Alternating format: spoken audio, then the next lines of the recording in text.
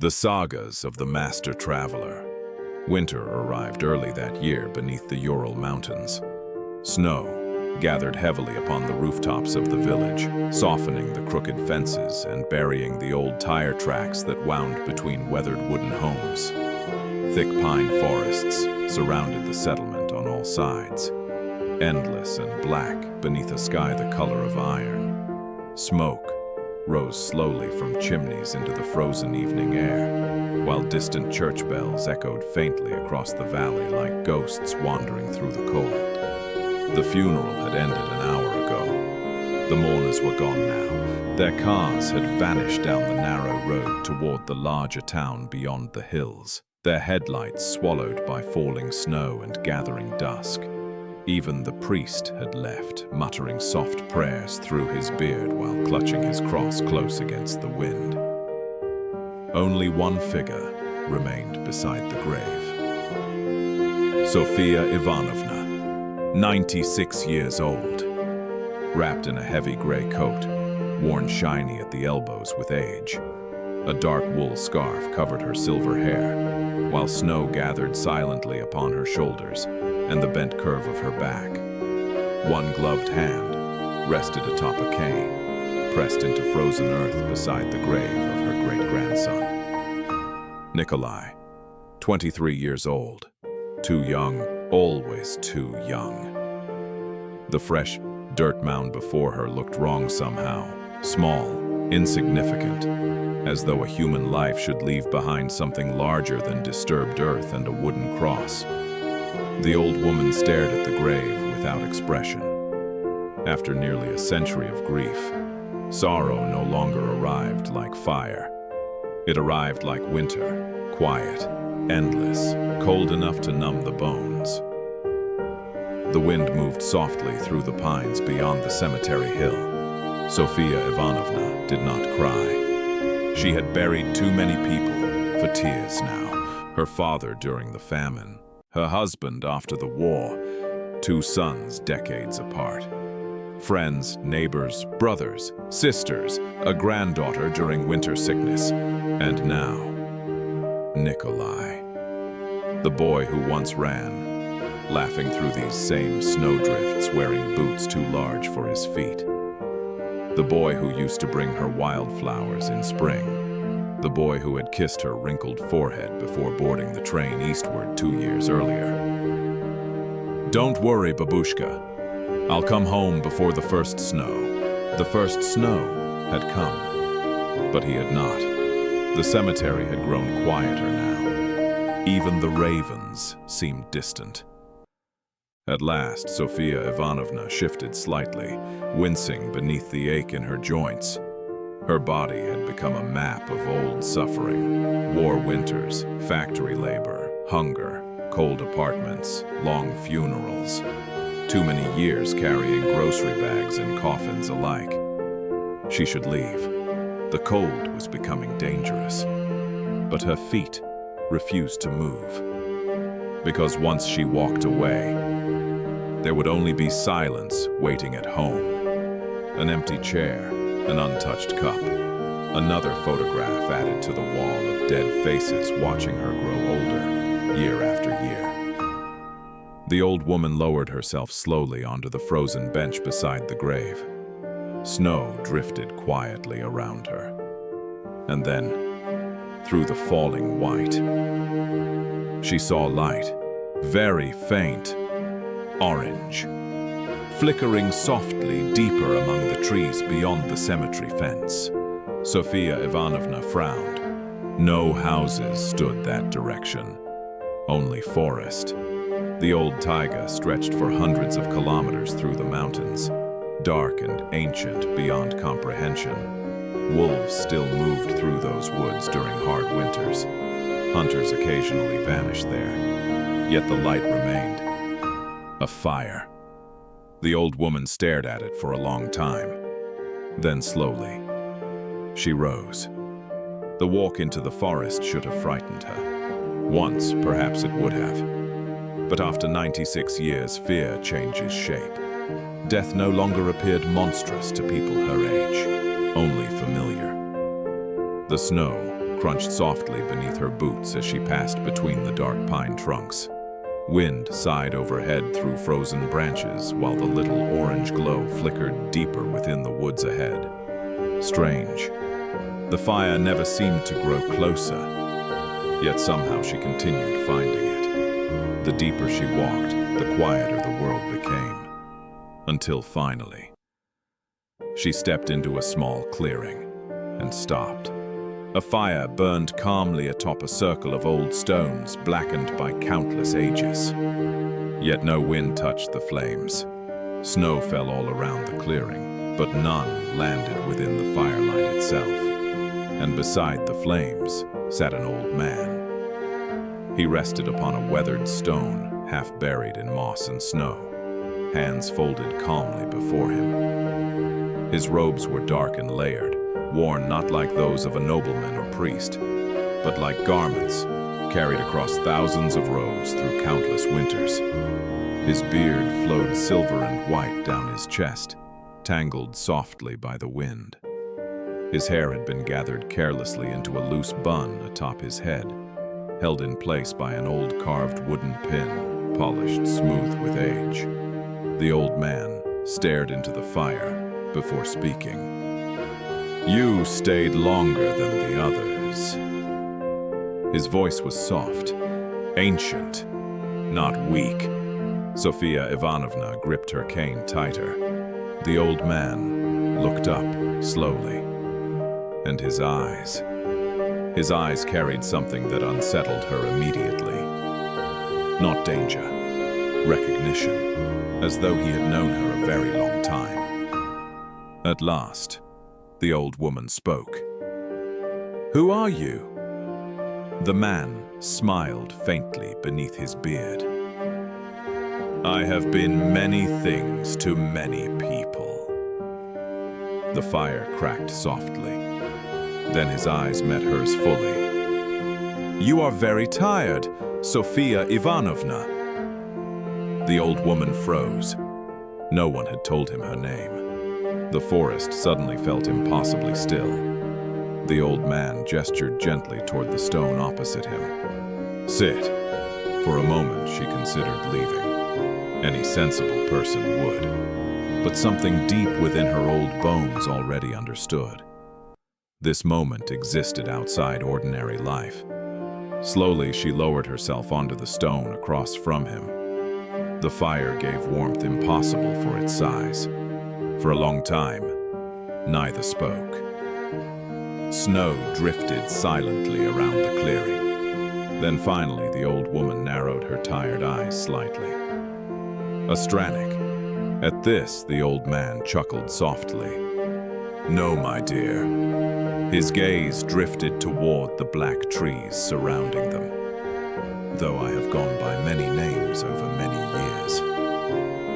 The ancient eyes returned to her. "You may call me the Master Traveler."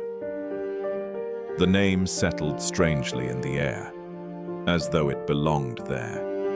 Sofiya Ivanovna studied him carefully. His face carried age beyond anything human, yet not frailty. He looked weathered the way mountains looked weathered, like something shaped slowly by centuries, rather than born from them. The old woman glanced toward the untouched flames. Snow should have extinguished that fire. Wind should have scattered it. Yet, it burned perfectly calm. She looked back toward him. "Are you Death?" Again, the faint smile. "No, though we have crossed paths many times." Something about the answer unsettled her, more than if he had simply said yes. The traveler reached slowly toward an old black kettle, resting among the stones, and poured steaming tea into a metal cup. "You have buried too many people, Sofiya Ivanovna." The words landed softly, not cruelly, simply true. The old woman stared into the flames. "Too many." The traveler nodded once. "I remember the winter your father disappeared during the famine." Her breath caught. The firelight moonlight reflected softly in his ancient eyes. You waited beside the window 3 nights, believing he would return with bread. Sophiya Ivanovna felt her chest tighten painfully. No one alive knew that story, not even her children. The traveler continued quietly. Your mother wrapped a little red scarf around your neck because the apartment had become too cold to sleep. The old woman's hands trembled slightly now. The red scarf.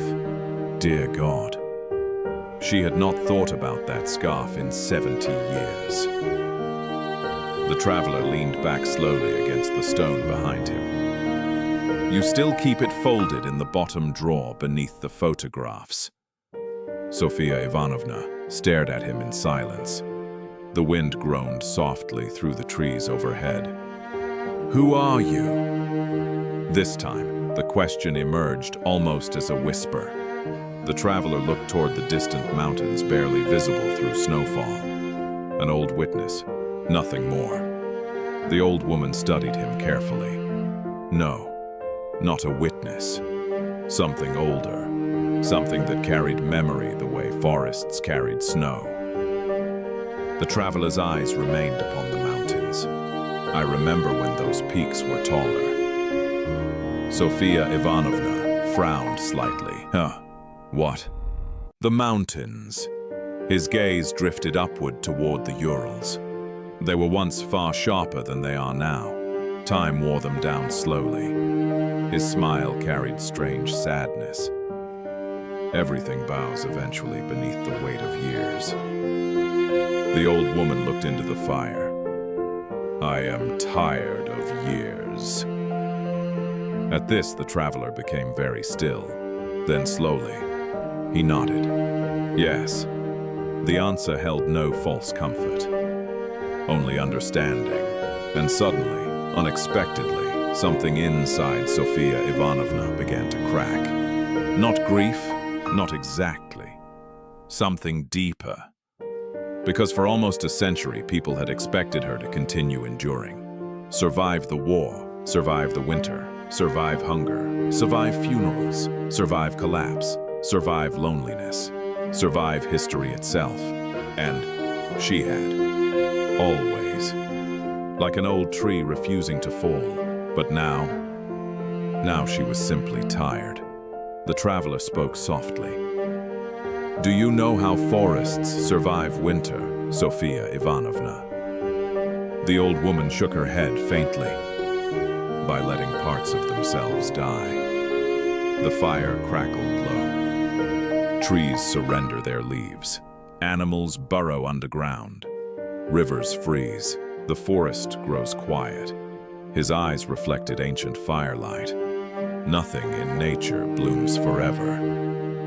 Sophiya Ivanovna stared silently into the flames. Your people were taught many dangerous lies. The traveler's voice remained calm. One of the worst is that strength means remaining untouched by suffering. A branch snapped softly somewhere deep within the trees. But forests are shaped by suffering. Fire clears dead growth. Storms strengthen roots. Winter teaches endurance. The old woman laughed bitterly beneath her breath. And what has suffering taught me? The traveler looked at her for a long moment. Compassion. The answer came instantly. You know hunger, so you fed others whenever you could. You know grief, so you became gentle with the grieving. You know loneliness, so no child ever left your table, cold or unwelcome. The old woman looked away, quickly, because suddenly, tears threatened for the first time in years. The traveler spared her dignity by continuing softly. The world remembers conquerors loudly. But survival belongs to quieter people. Snow drifted slowly through the darkness around them. You think history was carried by kings and generals? The traveler shook his head. No, History survived because exhausted mothers kept children alive through winter, because widows planted potatoes after burying husbands, because grandmothers kept soup warm while the world tore itself apart outside. His gaze softened. The world survives because ordinary people refuse to let warmth die. The old woman closed her eyes briefly, and suddenly memories returned like ghosts emerging through fog. Her husband laughing beside a river before the war, her eldest son asleep against her shoulder during an evacuation train ride, tiny boots drying beside radiators, hands, voices, songs, summer fields, an entire life buried beneath decades of survival. The traveler watched the fire quietly. Pain is strange. Sometimes it exists to warn us, sometimes to change us, and sometimes it exists because love once existed first. Sophiya Ivanovna felt tears finally escape down her weathered cheeks. Not violent sobbing, just quiet tears sliding silently through old age. The traveler continued gently. Grief is the price paid by the living for having loved deeply in a world where nothing remains forever. The old woman's voice trembled. Then why continue? The traveler looked toward the forest. Because life continues. The answer came as naturally as snowfall. Pine trees still grow after fire. Rivers continue after flood. Spring arrives no matter how brutal the winter became. The fire burned softly between them. And somewhere beyond the darkness, dawn slowly began, preparing itself beneath the horizon. The traveler spoke again. There is something you still do not understand, Sophiya Ivanovna. The old woman looked up slowly. You believe your life was defined by loss. His eyes met hers, but that is not what people carried away from you. The wind softened slightly. Your grandson remembers your singing. Your daughter remembered your hands braiding her hair. Your husband remembered warmth waiting for him after the war. Children remembered soup during hungry winters. Neighbors remembered your kindness after funerals. The traveler smiled faintly. You measure your life by graves. Others measure it by the warmth you left behind. The old woman stared at him speechless. No one had ever said such things to her before. Not once. Because people rarely speak aloud the quiet ways others save them. The traveler leaned closer to the fire. Mountains do not apologize for erosion, Sophiya Ivanovna. Old forests do not mourn every fallen tree forever. They continue. Because continuation itself is sacred, the old woman whispered quietly. I do not know how to be anything except tired anymore. The traveler's expression softened with something almost paternal. Then rest. The answer was simple. You have carried enough. Snow drifted gently through the clearing. The traveler looked upward toward the dark branches overhead. The world asks too much of some souls. But even the earth itself sleeps through winter. The old woman breathed shakily now, and for the first time in nearly a century, she allowed herself to feel old. Not weak, not failed, simply old, human. The traveler reached slowly into the folds of his robe and withdrew something faded and red. A scarf, small, worn thin with age. Sophiya Ivanovna's breath caught painfully. The little red scarf, the one from Stalingrad, the one she had not seen since childhood. The traveler held it gently across the flames. You dropped this in the snow during the evacuation winter of 1943. The old woman stared in disbelief. Impossible. The traveler smiled faintly. You cried for hours afterward. Very softly, He placed the scarf into her trembling hands. Some things find their way home. Eventually. At this, something inside Sophiya Ivanovna finally broke completely. Not into despair, into release. 96 years of endurance suddenly gave way beneath the unbearable kindness of being remembered. She covered her face with shaking hands and wept quietly beside the fire while snow fell softly around the ancient clearing, and the master traveler simply sat with her, not speaking, not interrupting, like a mountain sitting patiently beside a river. At last, the old woman's tears slowed. The traveler stared peacefully into the flames. The bones of the world shape all things strangely. Some mountains rise high and vanish quickly. Others are worn low by endless winters, yet endure long beyond empires. His eyes lifted toward her. Do not mistake exhaustion for failure, Sophiya Ivanovna. The old woman held the scarf tightly against her chest. The fire crackled softly. Then slowly, the eastern horizon beyond the forest began to pale. Dawn. The traveler rose carefully from the stone. For a moment, he seemed impossibly tall beneath the ancient pines, older than the mountains themselves. Sophiya Ivanovna looked up at him quietly. Will I see you again? The traveler smiled. No. The answer carried neither cruelty nor comfort, only truth. He looked toward the awakening horizon. But when the wind moves through old forests, perhaps you will remember our conversation. The snow around the clearing suddenly shifted softly. The fire dimmed, and then he was gone. No footprints, no sound. Only the ancient stones surrounding dying embers beneath the falling snow. Sophiya Ivanovna sat alone for a long while. Then slowly, she rose. And for the first time in many years, the weight inside her chest felt lighter. Not removed, never removed, but carried differently.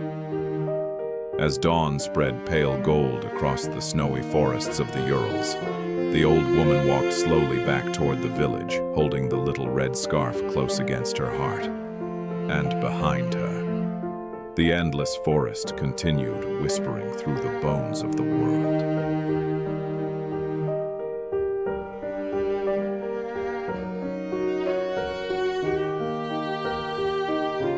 Sophiya Ivanovna thought long upon her walk home through the snowy forests of the Urals. And after many years, perhaps the master traveler's lesson was this. Sometimes we carry our past, not to bear it, but to remember who we are. Healing is not forgetting. It is learning to walk forward with what once broke us. And somewhere behind her, far beyond the village lights, the ancient forests still whispered through the bones of the world. If you enjoyed this tale of the Master Traveler, consider liking, subscribing, and sharing your thoughts below. And perhaps, tell us what lesson you carried away from the